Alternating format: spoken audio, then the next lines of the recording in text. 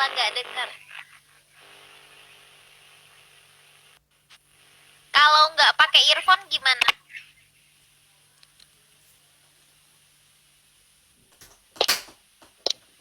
Halo? Nah, malah bagus. Suara aku jelas apa gimana? Mungkin suaramu agak kurang kuat gitu ya. Coba.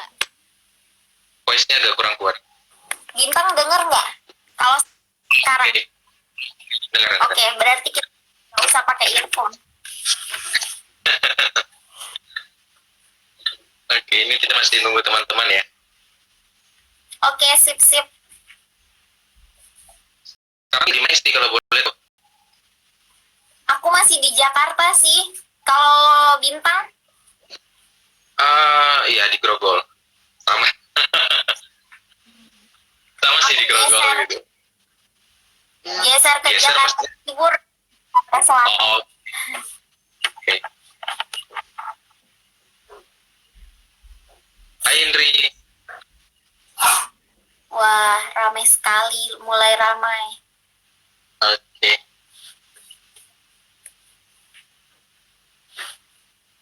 Ini kita nunggu teman-teman. Sip.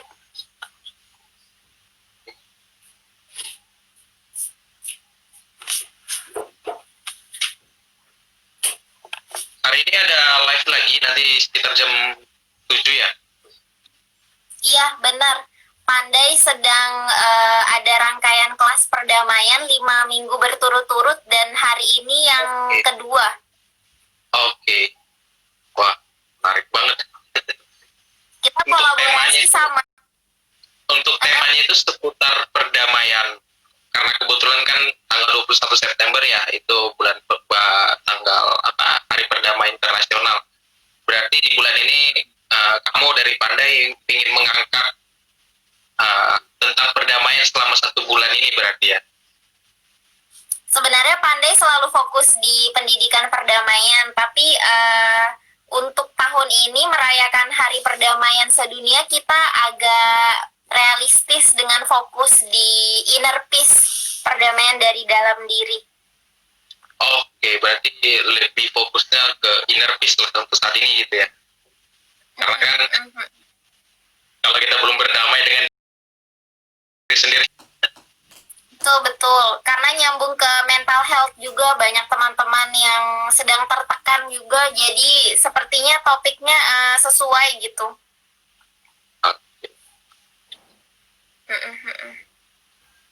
Dan kita kolaborasi sama seorang teman yang aktivis cadar progresif dari Makassar untuk 5 minggu ini. Beliau itu founder dari School of Multiculturalism, namanya Titik Temu. Oke.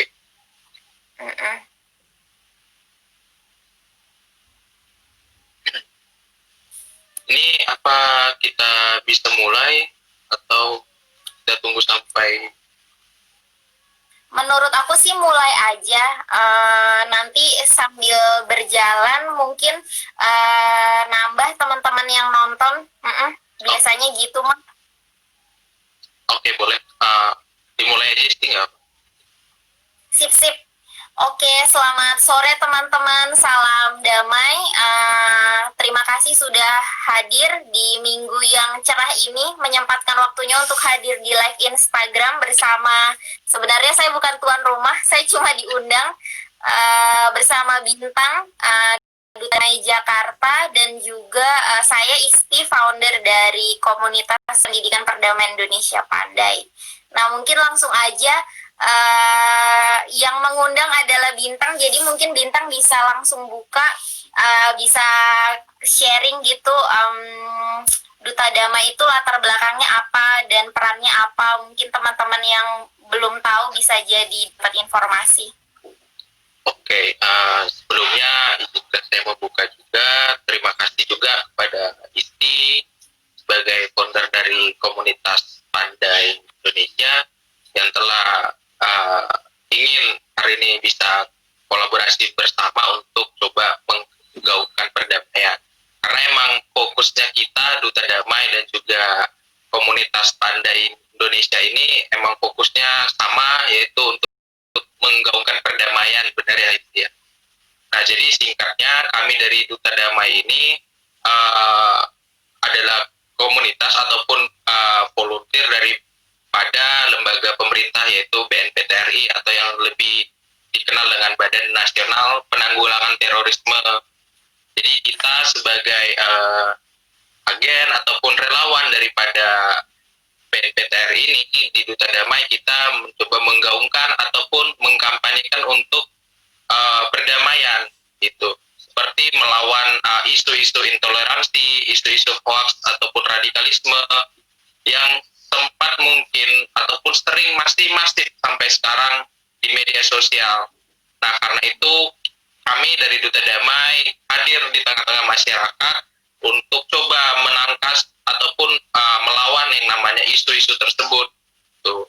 Jadi penjelasan singkat dari Duta Damai seperti itu. Oh ya, sebelumnya untuk Duta Damai ini kami sudah tersebar di beberapa provinsi.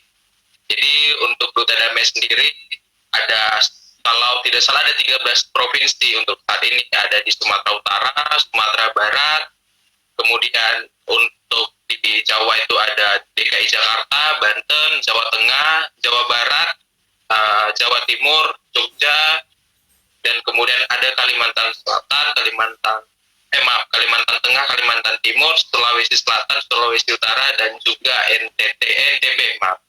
Jadi untuk saat ini kebetulan fokusnya Duta Damai ini open recruitment gitu.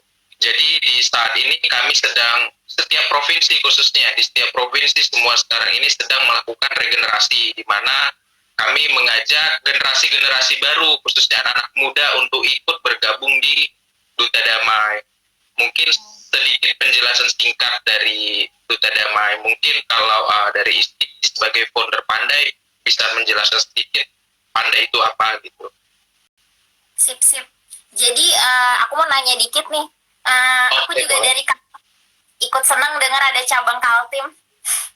Oke, ya karena kebetulan dari Kaltim ya. Iya, aku aslinya dari Kaltim. Oke. Berarti Bintang mewakili Jakarta ya? Iya, jadi di Jakarta sendiri kami ada beberapa orang, saya dan teman-teman. Nah, jadi untuk saat ini fokusnya kami lagi open recruitment untuk generasi selanjutnya. Dan sekarang sedang open recruitment sampai 12 September gitu. Jadi buat teman-teman yang berminat untuk bergabung di regional Jakarta khususnya ataupun sekitarnya, bisa daftar sebelum 12 September gitu. Gitu sih. Boleh, ntar aku bantu share di IG-nya Pandai deh. Iya, terima kasih. Sama-sama. Kami berdiri Desember 2016 waktu aku lagi S2 dengan beasiswa dari Nippon Foundation namanya Asian Peace Builder Scholarship. Buat teman-teman yang pengen fokus bergerak di bidang perdamaian, sekalian aku promosi, ada beasiswa ini yang mungkin belum terlalu besar namanya kalau dibandingin LPDP, Chevening atau Fulbright, tapi it's worth it to try karena ini fokusnya di perdamaian, dan ini double degree masternya, bukan cuma satu. Pertama di Ateneo de Manila University di Filipina, dan yang kedua di United Nations Mandated University for Peace. Jadi saat aku S2 mendirikanlah Pandai itu begitu bersama seorang teman dari Jepang namanya Tatsunori Kaminaga. Sebenarnya Pandai ini adalah capstone dari salah satu syarat kelulusan. Tapi kemudian aku pikir, wah ternyata manfaatnya banyak gitu. Setelah launching di Balikpapan, Kaltim, dan dibawa ke Jakarta, ternyata yang minat banyak banget waktu itu bikin training konflik transformation, terus bikin bersih-bersih kuy yang sempat masuk Metro TV dan Tempo. Jadi kenapa nggak dilanjutin gitu, sampai sekarang puji syukur udah mau 4 tahun. Oke. Berarti untuk Pandai di Indonesia ini udah lumayan lama ya kalau boleh tahu Isti ya, dari 2016 berarti ya. Ya kalau nggak salah itu yang acara bersih-bersih itu pada saat 17 Agustus ya itu ya. Nah di situ sempat saya juga ikut mendaftar untuk ikut kegiatan di bersih-bersih itu yang di masing-masing rumah ibadah ya gitu ya. Iya. kalau nggak salah ya. Ya, ya. Oke, mungkin singkatnya kita langsung mulai gitu untuk temanya kita. Kebetulan kan saat ini kita ngangkat tema itu uh, merawat perdamaian dan juga menjaga keberagaman di Indonesia. Nah, tapi kalau boleh tahu nih, menurut Isti sendiri, pandangan Isti tentang keberagaman dan keberagaman di Indonesia ini bagaimana sih? Kenapa kita anak muda ini harus coba merawat ataupun menjaga perdamaian yang ada di Indonesia ini? Ya, kalau ngomong keberagaman, terutama dari sudut pandang peace studies, menurut saya keberagaman itu sudah alamiah diciptakan dari alam semesta atau dari sang pencipta gitu. Dimanapun kita berada, bukan hanya di Indonesia, pasti ada keberagaman.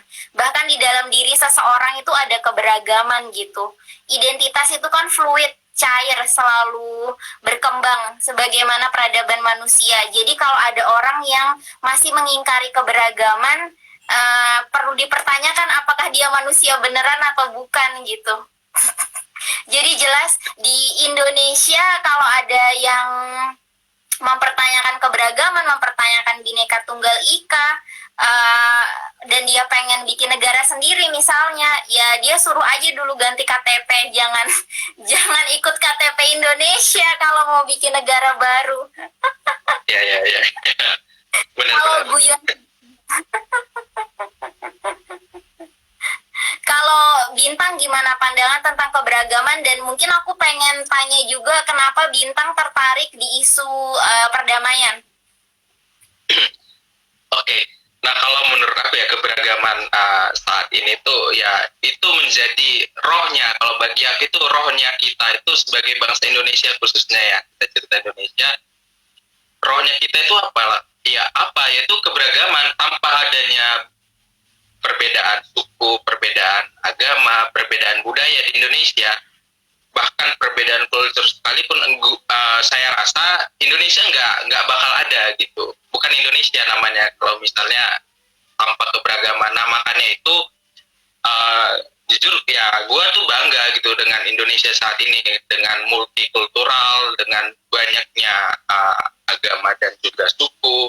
Nah, makanya itu kenapa saat ini kita Duta Damai fokusnya mengajak anak-anak muda untuk merawat keberagaman ini, merawat ataupun menjaga macam-macam perbedaan-perbedaan yang ada sekarang.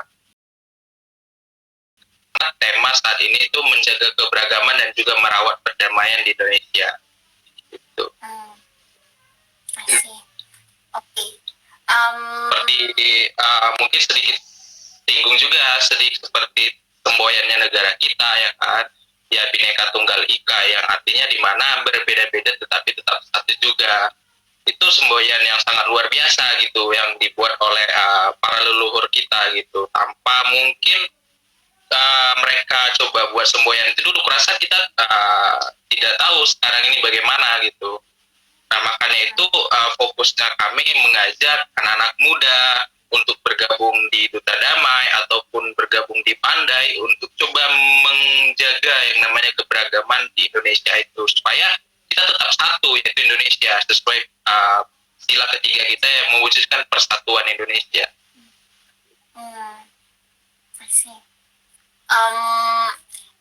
Kalau awalnya gimana sih Bintang tertarik dengan isu perdamaian? Kalau aku sejarahku rada gelap, mungkin aku nanti bisa cerita sedikit nyambung ke radikalisme soalnya. Sampai aku kecemplung di dunia apa bertobat. Kalau Bintang bagaimana? Nah, kalau saya di keluarga yang berbeda, pertama ya dimana nyokap saya itu Muslim dan bokap saya itu Kristen. Kemudian nikah yang kebetulan keluarga masih banyak yang Muslim, nyokap pindah ke Kristen gitu ya. Nah, sayanya udah lahir sebenarnya udah dari keberagaman gitu. Karena satu sisi keluarga Islam, satu sisi keluarga Kristen gitu. Nah, awalnya dari situ kenapa saya ya fokus ataupun suka itu dengan keberagaman. Kemudian setelah waktu, saya berorganisasi, saya ketemu sama orang-orang yang berbeda, baik dari suku, baik dari agama, baik dari budaya. Jadi saya tuh semakin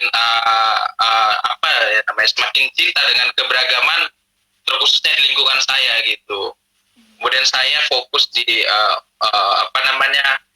banyak-banyak baca tentang paham-paham nasionalisme ataupun tentang keindonesiaan. Nah, dari situ saya semakin tertarik untuk berbicara tentang keberagaman. Sampai saya saat ini bergabung di Duta Damai BNPT RI. Gitu. Itu sih singkatnya kenapa saya benar-benar sampai sekarang fokus keberagaman, karena menurut pandangan aku, kalau misalnya kita tidak mengkampanyekan atau menggaungkan keberagaman itu, ya seperti yang aku bilang tadi, kita sampai sekarang bakal terpecah belah gitu, bukan di Indonesia. Ya. Kalau istri sendiri gimana nih? Seperti yang tadi dibilang. Menarik Bintang. Kalau aku nggak secemerlang itu sejarah hidupnya. Aku sempat dulu direkrut oleh Rohis yang agak radikal ya, bukan agak, emang radikal, dan mengajarkan intoleransi waktu aku lulus SD sampai kelas 2 SMA. Barulah pada saat kelas 2 SMA itu bersahabat dengan teman Katolik. Nah, itu persahabatan lintas iman pertama aku gitu. Yang mana sekalian aku mau sharing, mungkin bisa jadi tips buat bapak-bapak dan ibu-ibu yang terhormat di BNPT dan teman-teman Duta Damai. Deradikalisasi atau program-program buat countering terorisme tidak akan sukses tanpa memanusiakan manusia. Jadi alasan aku telah terjebur di dalam radikalisme sejak aku lulus SD hingga kelas 2 SMA sampai akhirnya aku bisa lepas dari dunia itu karena seorang sahabat yang bernama Jessica itu memanusiakan aku. Dialah orang pertama yang menanyai kabar dan juga menawarkan sarapan. Belum pernah ada orang sarapan atau nanya kabar. Itulah aku. Berarti lebih ke personal ya untuk merawat keberagaman itu ya, kalau dari kamu gitu ya. Itu bukan untuk merawat keberagaman, tapi untuk salah satu cara yang bisa diambil melakukan deradikalisasi gitu. Karena aku rada ngenes kalau sekarang, kalau di dalam Peace Studies itu kan piramida aktor perdamaian itu ada 3 susun. Susunan paling atas itu pemerintah, pemangku kebijakan, tentara, dan lain-lain. Susunan kedua itu ada peneliti, ada pengajar, dosen, terus pemimpin agama, pemimpin adat. Susunan terakhir aktivis perdamaian, orang-orang seperti kita begitu. Jadi kalau misalnya sekarang pemerintah hanya fokus di bagian atas yang mana seperti ingin membuat bela negara atau hanya menggaungkan Pancasila dan nasionalisme, menurut aku itu nggak pas gitu. Salah satu cara yang sangat realistis dan praktikal yang dilakukan itu seperti misalnya penelitiannya Mas Nur Huda Ismail yang bikin proyek film dokumenter Jihadi Selfie. Itu keren banget. Beliau memanusiakan mantan orang radikal dan mantan teroris dengan memberi kesempatan kedua. Kemanusiaan yang belum pernah mereka rasakan sebelumnya. Jadi banyak orang-orang yang terjebur di intoleransi dan radikalisme sebenarnya bukan karena pilihan mereka, tapi karena mereka tidak tahu dan belum pernah mencicipi yang namanya kemanusiaan seperti itu. Itu sih pengalaman aku pribadi juga seperti itu gitu. Oke, berarti lebih ke pengalaman pribadi ya? Pengalaman pribadi dan sudah dijadikan penelitian ilmiah oleh seorang S3 dari Australian National University, namanya Mas Nur Huda Ismail yang tadi aku sebut. Jadi itu benar banget, nasionalisme bela negara tidak cukup untuk membuat orang menjadi lebih cinta tanah air atau lebih damai. Memanusiakan seseorang itulah yang penting, karena tidak bisa dipungkiri kalau setiap individu itu adalah anggota dari sistem negara. Kalau individunya sendiri bisa damai dengan dirinya, secara tidak langsung sistemnya juga akan menjadi lebih damai begitu. produktifku. Makanya kenapa bulan ini Pandai fokusnya di kedamaian diri begitu. Ya, benar. Tapi kalau menurut kita coba ya, maksudnya kita berbicara tentang kebetulan bulan ini bulan perdamaian internasional, di mana kan PBB sendiri mengangkat tema untuk perdamaian internasional saat ini itu kalau nggak salah itu membangun keberagaman bersama ya. Nah, itu kalau menurut pandangan Isti sendiri itu kenapa membangun perdamaian bersama itu bagaimana sih sesuai tema yang diangkat PBB membangun perdamaian bersama? Kalau dari pandangan aku sih setiap orang punya perannya masing-masing. Kayak misalnya analoginya gini, kita pakai jam tangan. Nggak mungkin jam tangan sekeren itu bisa bergerak kalau nggak ada unsur-unsur kecilnya. Kayak Oke, atau jarum, iya, atau mesin-mesin yang kecil itu. ya. Seperti kita, seperti itu. Jadi jangan pernah merasa kecil, jangan pernah apa yang kita lakukan itu tidak penting gitu. Yakinilah hal sekecil apapun yang kita lakukan, kalau niatnya baik untuk perdamaian pasti bisa. Misalnya gini, sekarang aku lagi bikin project namanya Potato for Peace. Jadi sebenarnya secara tidak langsung aku belajar masak dan belajar bisnis. Cuma 10 hingga 20% dari profit aku bikin pangkriuk itu aku donasikan buat COVID-19 di kitabisa.com. Itu mungkin hal kecil yang nggak ada nilainya dibanding perjuangan para dokter dan perawat di garda depan gitu. Tapi jangan pernah merasa kecil seperti itu. Karena kalau almarhumah Profesor Donella Meadow pernah bilang, try to dance with the system, never try to belittle yourself gitu. Berdansalah di dalam sistem itu daripada kamu terus menyumpah serapah. Berperanlah seperti itu. Karena dengan mengambil peran sekecil apapun, di situ kamu secara tidak langsung memperbaiki sistem begitu. Mungkin ada 1-2 orang teman yang melihat kegiatan kita yang baik, dia mendukung dan dia juga secara nggak langsung kita udah nularin virus baik dong, ya kan? Ya, benar. Seperti makasih kenapa PBB juga ngambil tema membangun perdamaian bersama. Kita lihat sendiri saat ini kan situasi COVID-19 di mana banyak gitu yang terjadi gitu, perpecahan hanya karena dia tidak suka atau mungkin dia tidak ingin tertular misalnya.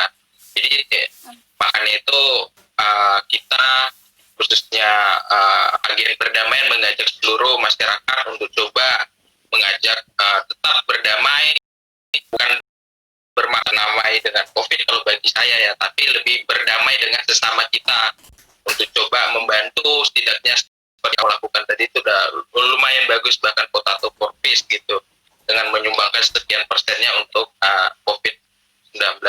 Oh ya, mungkin bagi teman-teman yang ingin bertanya boleh bertanya, langsung saja ketik di kolom komentar, nanti kita coba jawab. Silakan bagi ada yang bertanya sambil kita coba berdiskusi gitu. Tapi Isti, kalau menurut kamu nih pemuda sekarang nih harusnya bagaimana sih terhadap isu perdamaian sekarang gitu? Soalnya kan kita boleh lihat sendiri gitu ya. Jujur saja ya, kita nggak bisa maksakan gitu. Jujur saja banyak khususnya anak muda sekarang gitu yang mungkin tanda kutip ya udah itu bukan tugas saya gitu. Yang penting gua sama teman gua tuh welcome. Ya itu bodoh amat gitu dengan orang lain gitu. Maksudnya masih banyak pemuda saat ini yang belum terlalu bangga dengan keadaan Indonesia gitu. Maksudnya kita dengan multikultural ataupun beragam gini ya, yang dimana mereka masih ingin lebih ke bangga pada diri sendiri gitu. Contoh merawat keberagaman, misal saya kasih contoh kan gotong royong, ataupun dengan saling membagi, menghormati satu sama lain, atau mungkin tidak saling menjatuhkan dan saling menjalin kebersamaan. Mungkin itu beberapa cara gitu untuk menjaga keberagaman. Tapi menurut Isti sendiri kan bagaimana sih anak muda sekarang ini supaya bisa menjaga keberagaman ini? Hmm. Ini pertanyaannya cukup luas. Tapi aku balik lagi tadi, ambil peran apapun yang mungkin dan bisa dilakukan. Sepertinya sekarang hal yang paling masuk akal untuk digaungkan kepada gitu, terutama generasi kita, generasi Y dan Z, untuk menjaga kesehatan mental. Karena individu yang sehat secara mental, secara tidak langsung bangsa dan negaranya juga jadi sehat gitu. Misalnya kalau penerus-penerus pemimpin negara kita sakit jiwa, apakah kebijakan yang dibikin akan baik? Enggak kan gitu. Jadi tahun ini PBB selain climate change, aku sempat baca juga fokus di mental health gitu. Dan usahakan setiap hari dijadikan sebagai International Mental Health Day gitu. Kayak misalnya berniat baik untuk membantu sesama. Misalnya kita belum ada kemampuan juga untuk membantu teman COVID yang susah ini, paling tidak kita bisa menjadi telinga untuk mendengarkan, atau kita jadi tempat untuk berbagi, seperti itu. Sepertinya itu yang paling masuk akal sekarang untuk dilakukan gitu. Karena aku rasa perkembangan isu perdamaian ini makin hari makin luas gitu. Kalau dulu kan kayaknya bahasnya cuma masalah perang, masalah konflik, masalah terorisme, masalah radikalisasi. Kalau sekarang ini paparannya udah fokus ke individu juga gitu. Makanya tahun lalu Pandai itu bikin Hari Perdamaian Sedunia, konflik transformation-nya fokus untuk bagaimana menyelesaikan interpersonal konflik gitu. Tapi kalau boleh tahu nih, agenda khusus dari Pandai sendiri apa sih yang selalu rutin itu dilakukan sama Pandai? Sebenarnya kalau nggak COVID, biasa kita sukanya bikin kegiatan offline kayak bersih-bersih kuy atau nobar gitu, atau enggak diskusi. Kita ngundang teman-teman yang punya expertise di bidangnya, misalnya kayak kemarin teman-teman dari Kumparan, atau enggak teman-teman dari Hadasah Indonesia yang mungkin belum tahu ada komunitas Yahudi di Indonesia gitu. Terus kita diskusi, terus nobar, film dokumenter tentang peran orang Indonesia dalam Holocaust yang nggak pernah dibahas, tapi Gus Dur selalu ngotot bahas, kayak gitu. Kita sempat juga didukung oleh Perpus Kemdikbud buat bikin diskusi atau buat movie screening gitu, dan berbagai kolaborasi lainnya. Nah, kalau tahun ini lebih banyak di dalam rumah, online, jadi ya kegiatannya fokus di benar-benar ke critical thinking dan pendidikan seperti ini gitu. Dan tahun ini Pandai sedang berusaha banyak-banyakin kolaborasi dengan aktivis dari negara lain. Beberapa bulan lalu di International Children's Day kita kolaborasi dengan For Peace dari Filipina, dan bulan ini akan ada 2 kolaborasi dengan seorang aktivis dari Afghanistan dan juga Libanon. Gitu. Oke, berarti untuk Pandai sendiri emang udah mainnya udah sampai lingkup internasional ya, untuk coba ngundang narasumbernya. Keren sih, keren. Karena kebetulan aku sempat 2 kali presentasi Pandai di East West Center Hawaii, sama waktu menang Future Leaders Connect di Inggris juga sempat dapat kesempatan buat memperkenalkan Pandai di UK Parliament sama di University of Cambridge. Jadi nggak sengaja Pandai jadi nggak sekeren Duta Damai lah yang udah nggak tahu. Jadi ya singkatnya mungkin kalau kami dari Duta Damai ya, kami dari Duta Damai itu fokus kegiatan kami itu ada 2. Yang pertama itu kegiatan online, yang kedua itu kegiatan offline. Nah, sama juga. Nah, untuk online itu biasa kami lebih ya seperti saya sampaikan tadi gitu ya, gimana kita bisa mengkampanyekan atau menggaungkan perdamaian lewat media sosial. Karena kan kita tidak memungkiri perkembangan zaman sekarang itu udah semakin maju gitu, semakin modern. Dimana kita tahu sendiri yang dulu mungkin mereka yang berpaham radikal ekstremis ini mungkin belajarnya masih otodidak gitu.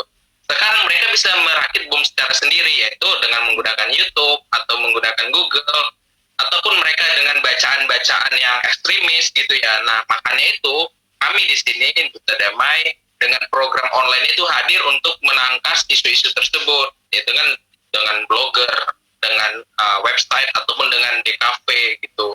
Jadi Duta Damai Duta Damai ini kita fokus untuk online itu kepada tiga bidang itu. Jadi teman-teman yang bergabung di Duta Damai diharapkan nanti ke depan itu bisa benar-benar aktif atau benar-benar terlibat aktif di dalam salah satu bidangnya. Entah dia yang blogger, dia bisa coba menulis tentang radikalisasi itu apa, ekstremis itu apa, mungkin dengan desain-desain yang bisa menangkas isu-isu tentang terorisme gitu. Nah, untuk kegiatan offline-nya ya seperti organisasi pada biasanya, kita coba kampanyekan turun ke jalan untuk perdamaian, atau mungkin mengadakan seminar atau diskusi dan beberapa kegiatan offline lainnya. Jadi emang saat ini kita nggak bisa pungkiri perkembangan zaman sekarang, orang benar-benar sudah masif melalui media sosial. Jadi mereka itu benar-benar menyaring itu udah lewat media sosial. Makanya itu kita hadir Duta Damai ini untuk coba masuk ke ranah itu, untuk coba menghapus ataupun mungkin bukan menghapus ya, karena menurut saya itu nggak bisa dihapus gitu, tapi kita bisa cegah gitu. Jadi kita hadir untuk mencegah gitu, mencegah isu-isu tersebut. Gitu sih kalau untuk Duta Damai sendiri untuk kegiatannya. Yep. Keren-keren, pasti udah banyak banget dan udah banyak banget kegiatan dan impact-nya, dan cabangnya juga banyak kan di provinsi-provinsi lain. Iya. Apakah di provinsi lain kegiatan harus seragam sama dengan pusat? Apa mereka boleh bikin kreativitas sendiri? Oke, nah sebelumnya kalau untuk masing-masing provinsi itu diberikan kebebasan, apakah dia mau kreatif yang bagaimana, banyak diberikan kebebasan. Jadi tapi dengan koridor tetap kegiatannya seperti yang tadi, kalau nggak online ya offline gitu, tapi lebih difokuskan untuk kegiatan online gitu, karena emang kita hadir untuk menangkas isu-isu yang mereka yang sudah masuk ke media sosial ini gitu.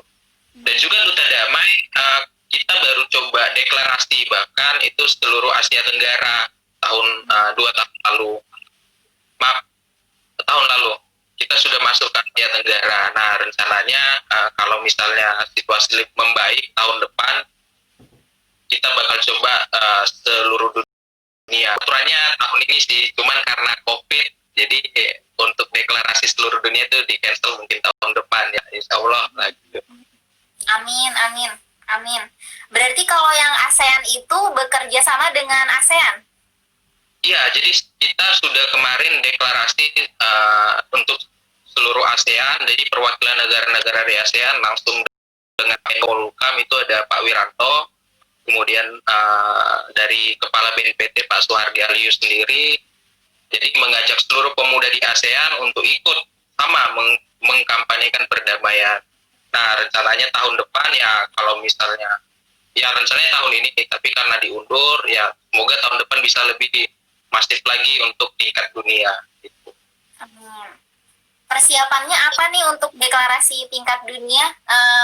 Umbrella organization-nya apa mungkin kalau boleh? Nah, kalau itu sih kewenangan yang berhak menjawab itu nanti dari BNPT sih sebenarnya, karena emang itu programnya BNPT.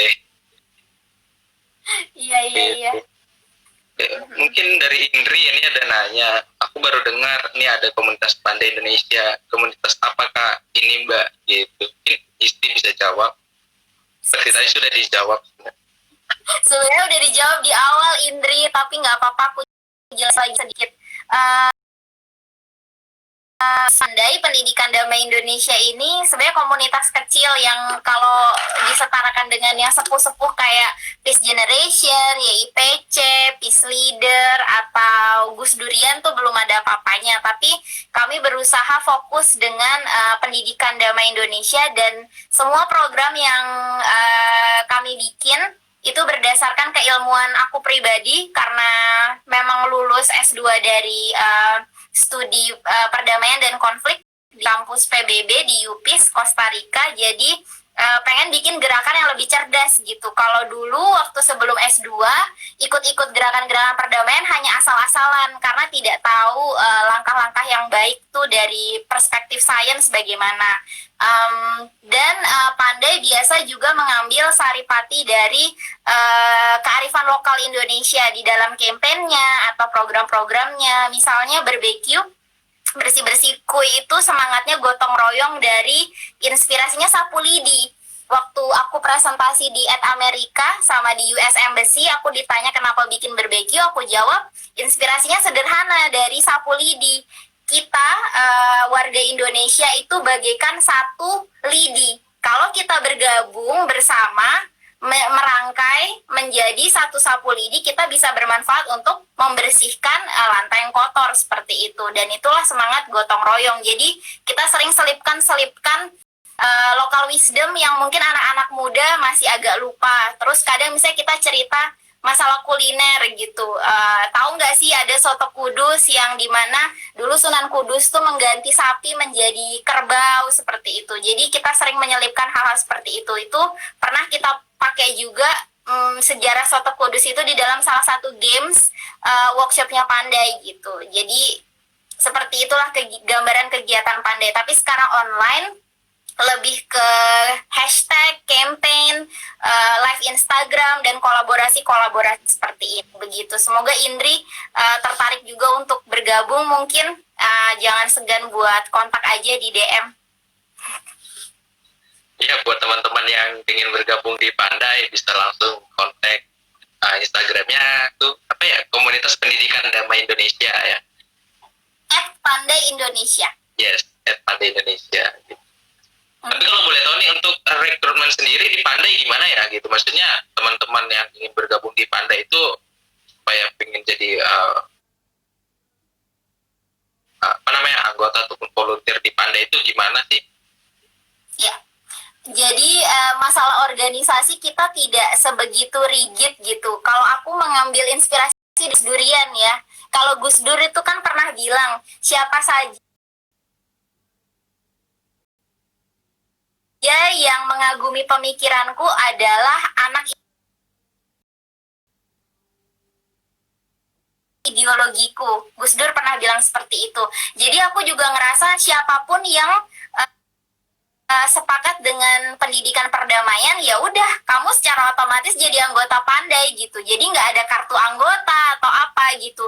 Cuman ada masa-masa tertentu di mana Pandai butuh relawan. Biasa kami merekrut lewat Indo Relawan gitu. Misalnya kalau lagi nggak COVID, kegiatan buat bersih rumah ibadah atau kita butuh panitia buat bikin workshop, biasa kami merekrut lewat Indo Relawan gitu. Tapi misalnya kalau ada kolaborasi live Instagram atau butuh tulisan dari teman-teman, ya bebas, teman-teman bisa kontak aja gitu. Usul, Kak, misalnya bulan depan ngomongin ini dong gitu. Atau, Kak, ini aku punya tulisan nih, boleh nggak dijadiin poster gitu-gitu. Bebas. Oke. Nah gitu buat teman-teman yang ingin bergabung di Pandai ya gitu. Kalau untuk Duta Damai sendiri, kita ya bergabung melalui website gitu. Nanti kebetulan ada lagi rekrutmen, teman-teman yang ingin berkeinginan gabung dengan Duta Damai bisa daftar sesuai dengan regionalnya masing-masing. Khususnya Jakarta, kita open sampai 12 September gitu. Dan tetap akan ada seleksinya gitu, tetap yaitu ada seleksi administrasi, bahwa sedikit beda dengan Pandai gitu. Karena kita juga mencari apa namanya orang-orang yang ingin bekerja juga, karena nanti kedepannya emang akan mendapatkan sertifikasi dari BNPT langsung gitu. Jadi bagi teman-teman yang ingin bergabung dengan Duta Damai ataupun Pandai bisa kontak masing-masing apa namanya akun Instagramnya gitu. Tapi kalau boleh tahu nih terkait tadi kamu nyinggung waktu dulu ya gitu, apakah teman-teman di Kalimantan Timur ya kalau nggak salah masih banyak nggak yang seperti itulah gitu yang mengikuti organisasi seperti itu? Yang banyak sih sebenarnya cukup banyak, dan Kaltim, Kalsel aku lihat tuh sekarang jadi salah satu poros intoleransi di Indonesia gitu. Karena gerakan-gerakan berbareng, gimana ya, gerakan-gerakan seperti itu kan lahirnya itu berbarengan dengan arus demokrasi yang makin kencang.